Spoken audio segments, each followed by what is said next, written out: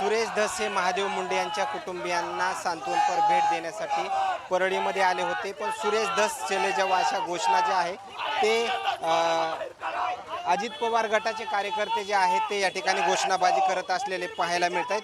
दादा सुरेश धस चले जाव ह्या घोषणा देतात, काय मागणी?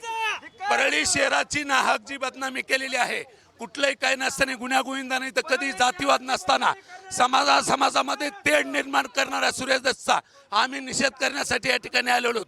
आमच्या यामध्ये साहेब दोषी नाहीत ना अण्णा दोषी नाहीत। काय सुरेश धस चले जावच्या घोषणा देतात? सुरेश धस चले जावच्या घोषणा सुरेश धसचे काय चले जावच्या घोषणा देतात का? कारण सुरेश धसने परळी इतकी बदनाम केली। परळीमध्ये इतके लोक सुज्ञ लोक राहतात, चांगले चांगले लोक राहतात। परळीचे वैद्यनाथ मंदिर आहे इथं आणि लोक यायला आता भ्यायलेत। सुरेश धस काही गुंड पिंड बनत आता असं हे सगळे विद्यानगर आहे सगळे